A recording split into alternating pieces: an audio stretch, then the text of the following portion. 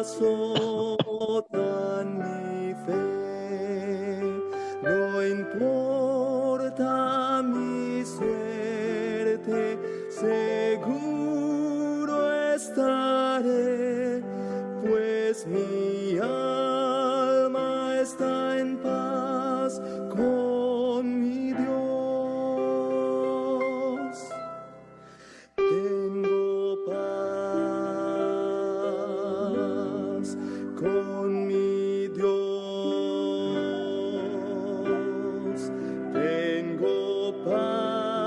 Tengo paz con mi Dios. Mi mal ha ocultado su rostro de mí, mas Cristo clavólo en la cruz. Perdón alcancé, su amor me salvó. Gloria a Dios, hoy mi alma está en paz. Tengo paz con mi Dios.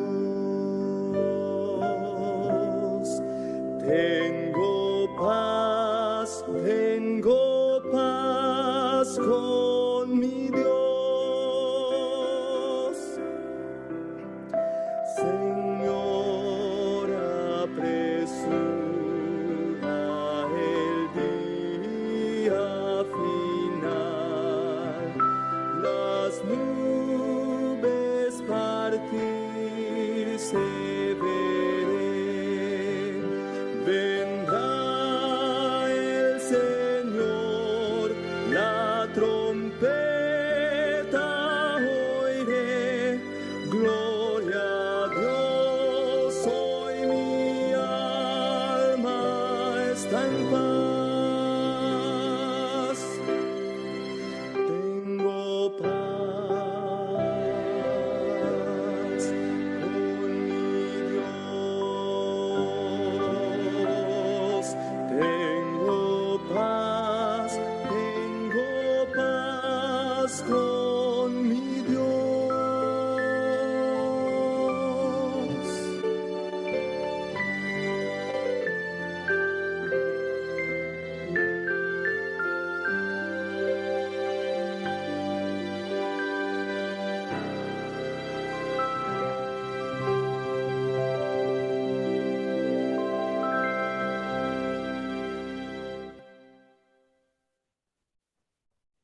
Amén, para lo que hemos escuchado. Qué lindas canciones son las que tenemos a nuestra disposición. Qué lindas palabras, y en medio de las dificultades que vivimos podemos decir como ese himno, como el escritor, tengo paz, ¿no? Con mi alma. Es algo distinto a la letra de la que tenemos en nuestro himnario, pero tengo paz. Con mi alma está bien, dice el nuestro, ¿cierto? Gracias al Señor porque tenemos esa seguridad todos nosotros. Bueno, vamos a meternos en nuestro tema, a ver si lo podemos hacer más o menos interesante para que todos podamos compartir. Vamos a iniciar un estudio del libro de Éxodo, ¿cierto? Que va a durar bastante tiempo porque es bastante largo, así que es necesario que hoy, en la introducción, entendamos algunos detalles que se nos presenten. Yo les invito a que tengamos nuestra Biblia a mano, así compartimos entre todos y podamos ir leyendo entre todos las distintas porciones, porque es bastante largo, ¿cierto? Así que vamos a arrancar entonces con el libro de Éxodo. Si aplicamos un orden cronológico, ¿cierto? Éxodo es la continuación del libro de Génesis. Sin embargo, tiene detalles o enfoques bien diferentes. No podemos estudiar el libro de Éxodo sin haber mencionado el libro de Génesis. Recordemos que el pueblo judío los judíos tienen el Pentateuco como la Torá, que es el libro fundamental de su vida religiosa, ¿cierto? El Talmud y la Torá. La Torá es la ley y el Talmud es el Antiguo Testamento nuestro, con algunas pequeñas diferencias que ellos tienen siempre en sus manos y han sido guardas de toda esta escritura hasta nuestros días. Ha llegado hasta nosotros por la obra del pueblo judío. El libro de Génesis es el inicio. ¿Qué significa Génesis? Cada uno de los libros del Pentateuco, su nombre se refiere a las primeras palabras que se escriben en el libro. Génesis es en el principio, ¿cierto? Son los orígenes. Pero tanto del ser humano, del capítulo 1 al 11, del ser humano en general, como del pueblo de Dios en particular, desde el capítulo 12 hasta el 50. Es un libro que nos habla de nuestra identidad, y esto es muy importante, ya que si sabemos de dónde venimos, sabemos quiénes somos, sabremos también hacia dónde vamos. La narrativa de Génesis termina con la muerte de Jacob y de José en Egipto. Si algunos fuimos leyendo o conocemos de la historia, sabemos que Jacob murió en Egipto y fue llevado por José hasta Canaán, de vuelta, a ser encerrado con sus padres. José volvió y murió después en Egipto con 110 años. Saltamos luego, desde el último versículo de Génesis, 400 años, hasta que empieza el libro de Éxodo.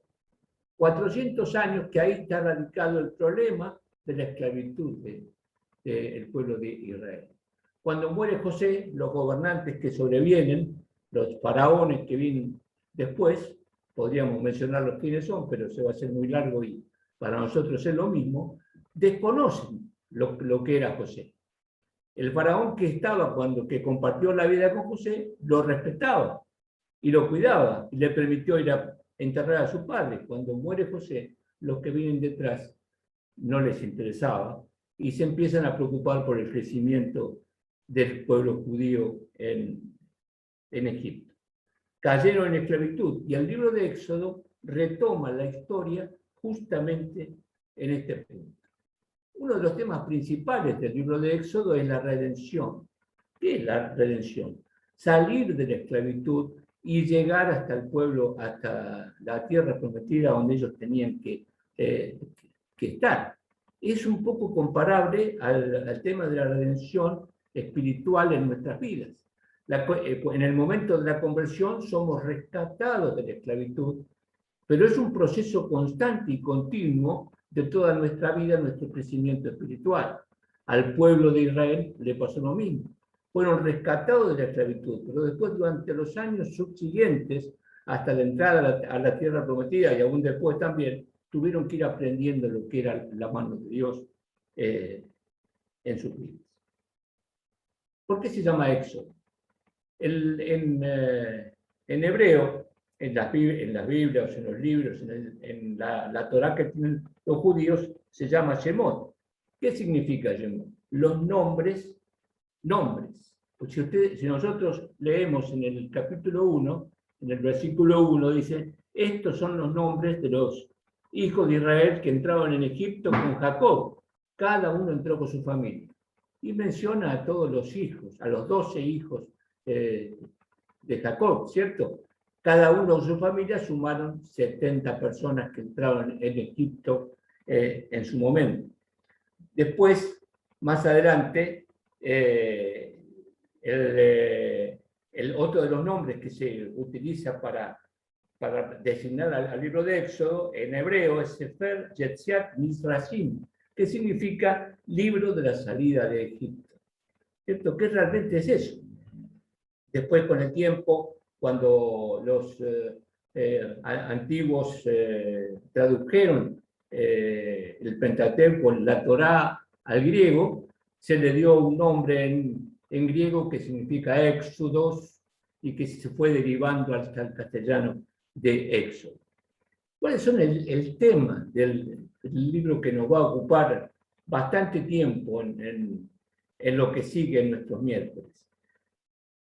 Está dividido en 8 subtemas, que no vamos a mencionarlos todos porque vamos a dejar que los hermanos que vienen detrás puedan adaptarlo a su necesidad o a lo que el Señor le haya ido revelando, ¿cierto? Pero el primer tema que tenemos es del capítulo 1 al 4, que es el llamado de Moisés.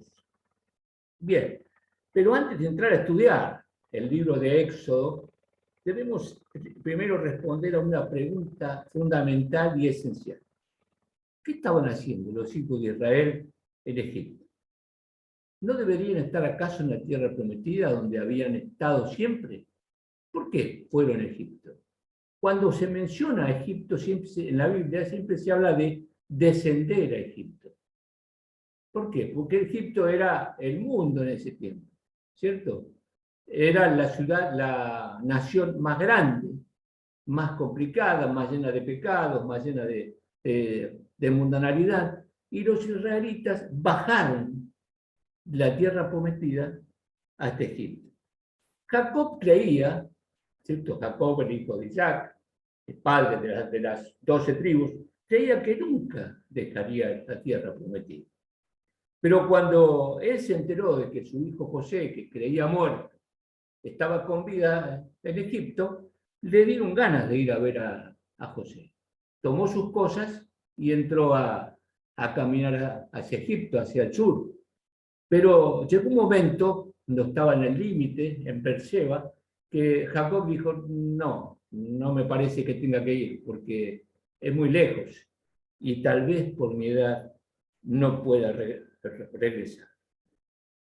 ¿Estaba Jacob quebrantando el pacto con Dios al salir de la tierra prometida? Se habrá preguntado esto, Jacob, ¿cierto? ¿Qué estoy haciendo? ¿Está bien lo que estoy haciendo? Ante este dilema, Jacob buscó a Dios.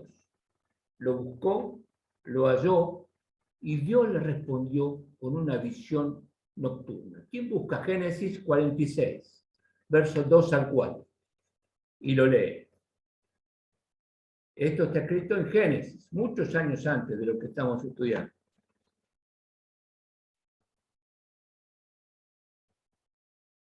¿El que lo tiene? Lo lee. Y habló Dios a Israel en visiones de noche, y dijo, Jacob, Jacob. Y él respondió, heme aquí. Y dijo, yo soy Dios, el Dios de tu padre. No temas de descender a Egipto, porque allí yo haré de ti una gran nación. Yo descenderé contigo a Egipto, y yo también te haré volver. Y la mano de José cerrará tus ojos. Ahí está.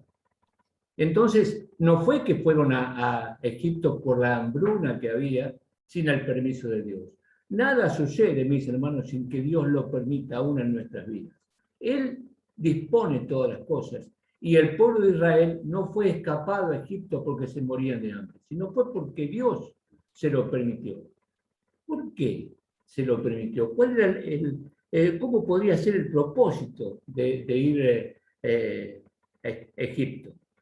Dios le dijo a Jacob, porque allí te haré una gran nación.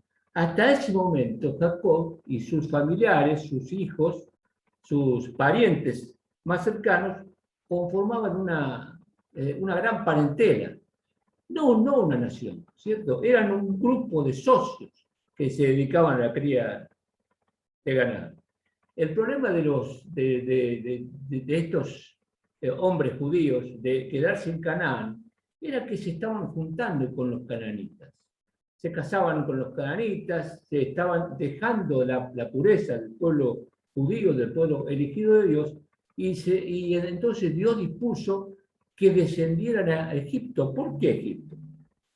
Porque los egipcios no se agradaban de los hombres que trabajaban con los animales. No les gustaba. Entonces dice, los llevó a Egipto para que realmente estuvieran separados de la sociedad de Egipto. Cuando llegan allá, José le pidió al faraón que les dé la tierra de Gosén para que habiten. ¿Dónde está la tierra de Gosén? Al sur, bastante al sur del el delta del río Nilo, donde estaban las principales autoridades de Egipto. O sea que vivieron como un pueblo separado de los egipcios. La familia de Jacob, que entraron 70, se convirtió de esa manera, entre ellos, en un enorme pueblo. Y así habitó Israel en Egipto, en la tierra de Gosén. Y tomaron posesión de esa tierra, y se aumentaron y se multiplicaron en gran manera. Israel es una nación muy particular, hasta nuestros días, ¿cierto? Muy particular, única en la historia de la humanidad. No hay otra como ellos. Por lo general, las naciones se forman por gente que viven y comparten un territorio, pero la historia de Israel es diferente. Antes que ellos tuvieran tierra, los israelitas ya tenían una nación. Hasta nuestros días podemos ver en la historia reciente, o más o menos reciente, que nosotros conocemos, que ante las persecuciones Israel nunca perdió su sentido de nación, aunque estuvieran en otro país. Alguna vez he contado, tenía un compañero judío en el año 67, Abraham Puskas se llamó, 19 años, argentino. Fue la guerra de los 6 días. Un día le dijo al profesor: señor, yo no vengo más a la escuela, porque me voy a Israel a pelear con mis hermanos. Y se fue. Y era argentino. ¿Cuál era el sentido de nación? Nosotros no haríamos eso. De ninguna manera. Es porque Israel tiene el sentido de nación más allá de su territorio. Ellos habían formado una nación. Dios prometió a un hombre sin hijos en la antigüedad, viejo, que le daría descendencia y tierra. Y este hombre era Abraham. El Señor le dio la descendencia prometida, pero quienes nacieron en la tierra prometida, pero se convirtieron en una nación recién cuando fueron a Egipto. El Señor le advirtió a Abraham sobre el proceso que pasarían sus descendientes para recibir la tierra prometida como herencia. Génesis 15, 13 y 14.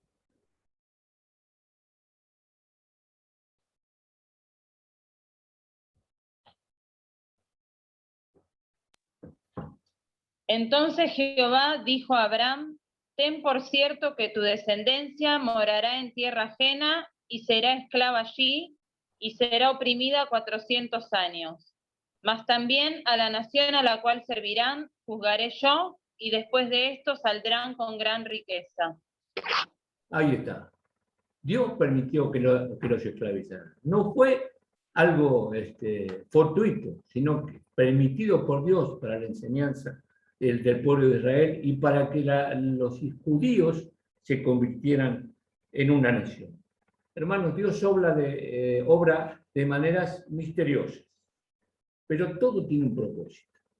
No hay nada que escape al permiso de Dios, y todo lo que nos pasa aún a los judíos en la antigüedad y a nosotros en nuestro tiempo como hijos de Dios, que formamos parte del pueblo adquirido por Dios por medio de la sangre de Cristo, nos ha permitido ser parte del pueblo de Dios. Todo tiene un propósito.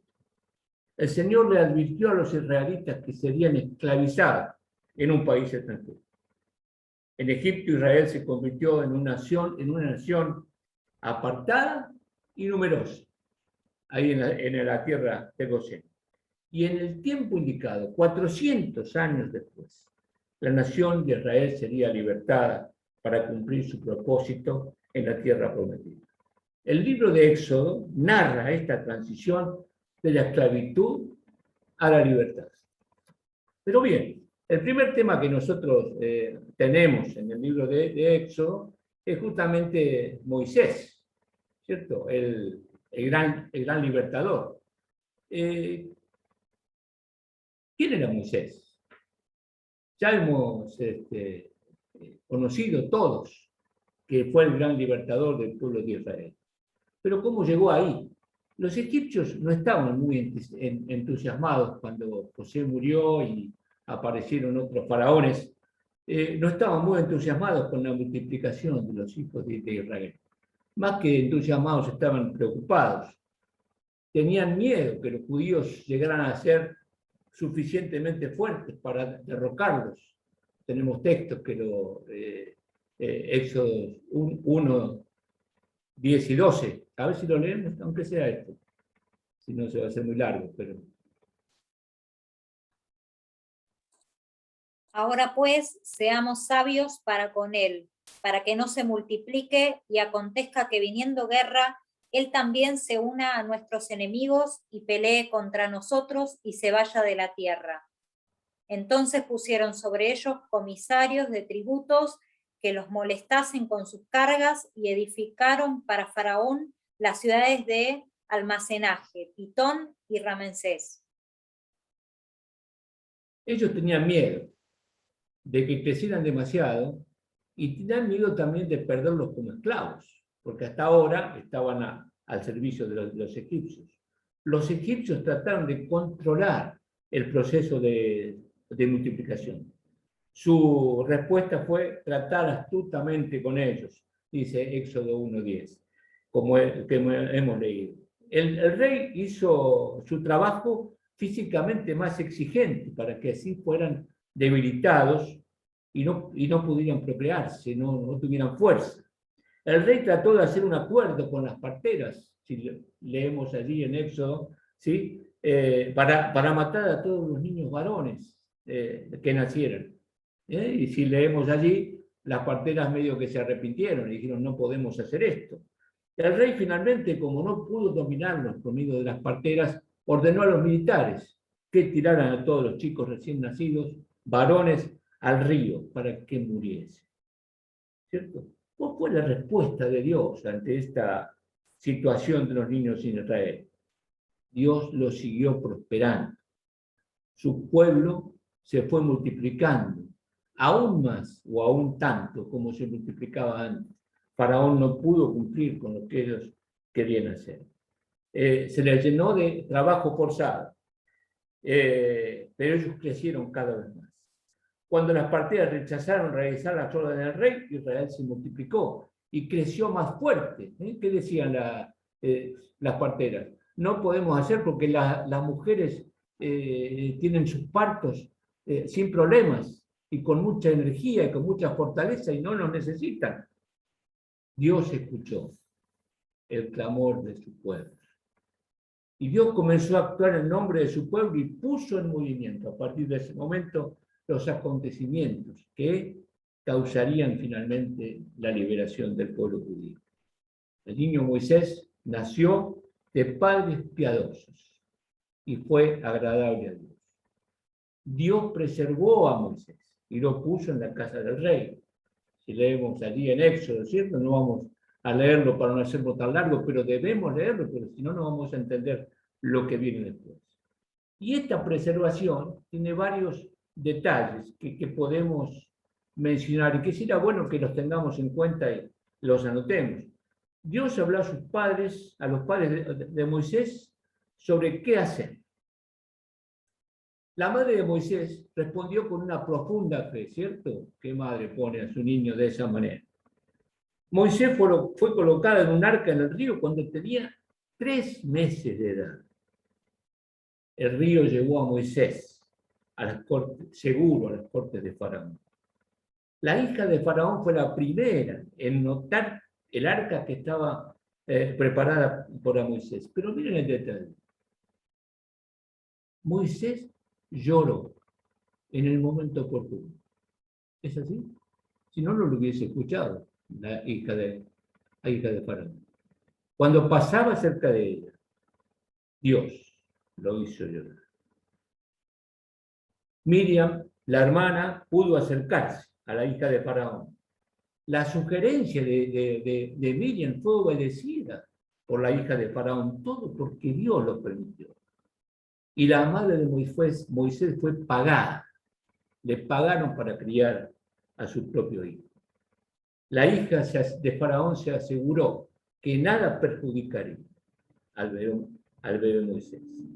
La madre de Moisés pudo criar a su hijo en los primeros años de su vida y poner un sentido de destino en su corazón. La hija de Faraón crió a Moisés como su propio hijo, con todas las ventajas disponibles en esos días. ¿Qué sabemos acerca de la familia de Moisés? Todo tiene referencias bíblicas, pero se nos va a hacer muy largo, ¿cierto? Los padres de Moisés fueron nombrados Amram y Jocabed, según Éxodo capítulo 6. Eran personas de gran fe, según dice en Hebreos capítulo 11. Eran personas que no se dejaron intimidar por el faraón, a pesar de lo que les amenazaba. Moisés probablemente era el tercer hijo de la familia. La primera era Miriam, ¿cierto? La más grande, la que acompañó la canastita hasta que lo encontró la hija del faraón. Y el segundo era Aarón, que era 3 años mayor que Moisés, según dice Éxodo 7:7. Moisés nació en la tribu de Leví, que era eventualmente la que se convertiría más adelante en los sacerdotes de la nación de Israel. ¿Cierto? ¿Qué más sabemos de los años de vida de Moisés? Moisés fue educado por su propia madre, como decíamos, en los primeros años de su vida. Y la costumbre del destete, cuando la madre de Moisés se lo llevó de vuelta a la hija de Faraón, era de 2 o 3 años, o en algunos casos se extendía más que ese periodo. A menudo había un banquete muy grande asociado a la transición del proceso de destete de la criatura. La hija de Faraón le puso el nombre Moisés. ¿Qué significa Moisés? Es una palabra compuesta, pero que en concreto significa salvado de las aguas. La nación entera judía fue salvada o liberada del cautiverio de Egipto, pasando a través del agua. ¿Se acuerdan? Del Mar Rojo, bajo la dirección de un hombre llamado salvado de las aguas. Moisés fue criado en un ambiente lujoso, en el palacio del rey, con todas las comodidades y la mejor educación. Moisés tuvo la mejor educación que cualquier persona podría conseguir en el tiempo en que vivió él. Ahora, ¿cuál es el secreto de todo esto? La vida de Moisés la podemos dividir en 3, o la misma Biblia la divide en 3 secciones de 40 años cada uno. Los primeros 40 años, los segundos y los terceros. Los primeros 40 años vivió en la corte de Faraón, siendo educado como un hijo de Faraón, aprendiendo a gobernar y lo que significa tener a cargo una nación. Pero Dios fue más allá. Los segundos 40 años, cuando tuvo que escapar por haber matado al egipcio, ¿se acuerdan? Los segundos 40 años fue al desierto, a criar ovejas, a transpirar la camiseta, a saber cómo viven los pobres, a saber cómo vive el que trabaja, porque en el palacio no conocía ese detalle. Tal vez al pasar hambre, pasar frío con los animales. Allí estuvo otros 40 años. Luego, con esos 80 años de experiencia maravillosa y grande, se convirtió en el libertador de los judíos, llevándolos a través del desierto por 40 años. Queridos, la enseñanza que Dios nos deja en esta noche es que Moisés fue educado de parte de Dios para llevar al pueblo de Israel de vuelta a la tierra prometida. Educándolo con estas, podemos resumirlo en estos 3 periodos que recién mencionamos. Los 40 como con un gobernante para aprender a gobernar, los segundos 40 como un pastor para saber lo que significa trabajar, y los terceros allí estaba en su plenitud para ser el libertador de Israel. De esto trata en general el libro de Éxodo. Leamos estos primeros 4 capítulos, que sería largo enumerarlos ahora, y que nos van a permitir abrir nuestros ojos para ver el resto que nos queda por aprender de aquí hasta que termine. Que Dios nos bendiga en esta noche y nos ayude a conocer, saber de la historia y también aprender de la palabra de Dios todo lo que el Señor nos quiere decir.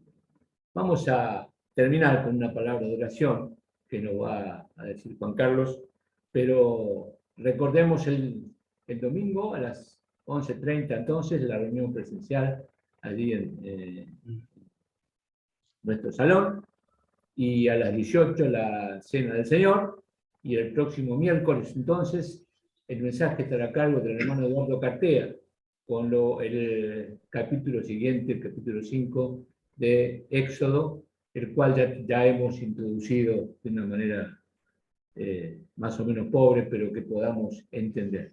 Leamos los primeros 4 capítulos para que podamos entender lo que dice. Juan Carlos nos dirige en oración y nos despedimos hasta el domingo. Nuestro Dios y nuestro Padre Celestial, te damos gracias por tu palabra. Te damos gracias a sí mismo por este momento de oración que hemos tenido. Y sobre todas las cosas, Señor, por tu palabra. Que ella es, Señor, tan antigua, pero también tan actual. Tu palabra tiene el consejo para el día de hoy, para todos los hombres. Bendice estos estudios, Padre Celestial, de Éxodo. Un libro, Señor, tremendo, con una historia tremenda. Vemos allí a tu siervo Moisés, el libertador del pueblo, de tu pueblo, del pueblo de Israel. Y cuando lo miramos a él, contemplamos también a nuestro Salvador, que es aquel que nos libertó un día de la esclavitud del pecado. Señor, el pecado que nos había alejado de ti, ese pecado que nos esclavizaba, nos alejaba de ti y estábamos expuestos a tu juicio. Gracias, oh Dios, por tu palabra. Gracias, Señor, porque el pueblo de Israel tuvo un líder en su tiempo, Moisés. Y te damos gracias, Padre Celestial, por este líder de este tiempo, que es el Señor Jesús. Aquel que, Señor, es también no solo nuestro Redentor, sino también aquel que intercede, que aboga por nosotros allí en el cielo. Bendice estos estudios, Señor. También bendice a Rubén, que ha preparado, Señor, esta introducción de una manera, Señor, muy acertada, dándonos un panorama, Señor, del nacimiento de Moisés.